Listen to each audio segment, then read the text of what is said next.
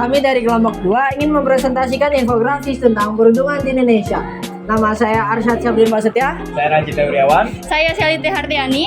Saya Royani Puspitasari. Saya Nila Kanjalita. Saya Gorgia Pranita. Saya Marisa Nugraha Putri. Saya Dinda Maya Intan Nuraini. Saya Agnes Fanalda Hayu Harsono.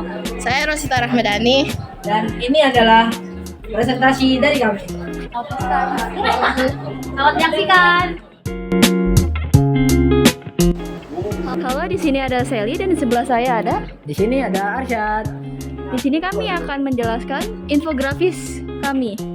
Di sini pertama, apa sih perundungan itu? Perundungan adalah perilaku agresif yang dilakukan oleh orang lain untuk membuli seseorang, yaitu untuk melukai, kayak misalkan mengancam atau ya memprovokasi lah. Nah, tindakan bullying juga dapat berupa perbuatan yang tidak menyenangkan kepada sang korban dari pelaku itu. Nah, bullying itu kan bisa terjadi di dunia nyata atau di dunia maya. Kira-kira apa sih jenis-jenis perundungan?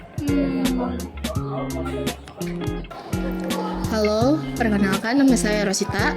Jadi jenis-jenis perundungan itu terbagi menjadi 4. Yang pertama itu cyberbullying.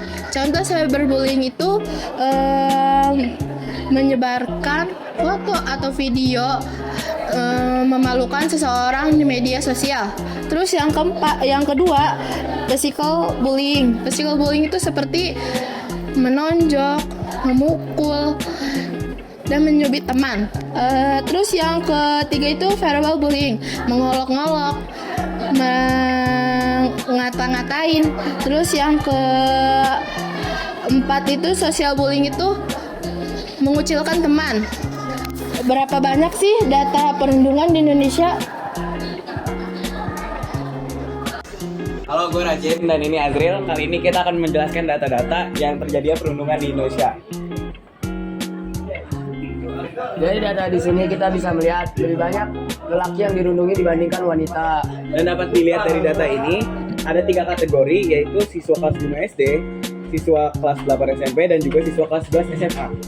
Dan di sini tertera data-data di mana laki-laki 31,6% lebih dirundung daripada perempuan dan juga secara nasional. Kenapa sih mereka bisa dirundungi? Gimana ya? Halo, perkenalkan nama saya Royani. Jadi, alasan kasus bullying itu sering terjadi biasanya karena kurangnya kemampuan dalam mengontrol perilaku, ketidakmampuan mengelola emosi hingga akhirnya memicu hasrat demi untuk bisa balas dendam demi bisa menyesuaikan diri dengan lingkungan. Kira-kira tanda-tanda dari perundungan itu kayak gimana sih? Hai, nama aku Maya. Jadi, tanda-tanda perundungan itu apa aja ya? Nah, yang pertama, memiliki perilaku yang tidak biasanya. Nih, contohnya seorang yang biasanya ceria dan suka berinteraksi dengan teman-temannya. Kemudian dia menjadi pendiam, merenungkan diri dan menarik dirinya dari pergaulan karena dia tuh cemas dan takut akan hal tersebut terjadi kembali. Nah, yang kedua, perubahan pola makan. Contohnya seorang yang sebelumnya memiliki selera makan, kemudian tiba-tiba kehilangan selera makan dan berat badannya menurun secara signifikan dalam waktu yang singkat tanpa alasan yang jelas. Nah, yang ketiga, gangguan pola tidur. Biasanya korban perundungan ini kesulitan tidur atau mimpi buruk yang berulang-ulang. Mereka bisa mengalami insomnia atau tidur berlebihan untuk mengakhiri kenyataan. Jadi dampak perundungan itu apa aja ya? Halo semuanya, aku Marisa. Jadi dampak perundungan itu dibagi menjadi 3. Yang pertama ada bagi korban, yang kedua bagi pelaku, yang ketiga bagi lingkungan. Nah, yang pertama ini ada bagi pelaku itu gangguan emosional. Nah, pelaku ini bisa mengalami depresi dan trauma. Lalu yang kedua, menurunnya prestasi akademis. Korban ini bisa mengalami kesulitan untuk berkonsentrasi dan suka bolos sekolah.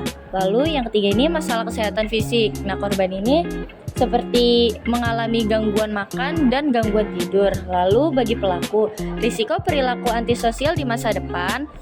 Nah, si pelaku ini bisa lebih cenderung kekerasan dan kurangnya empati. Lalu masalah interpersonal dan hukum. Nah, si pelaku ini lebih susah dalam hubungan sosial dan bisa mengalami catatan kriminal.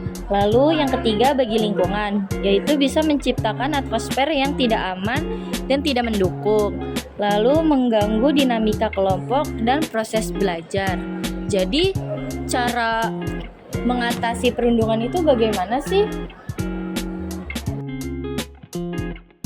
Jadi cara mengatasi perundungan itu dapat dilakukan dengan berbagai cara.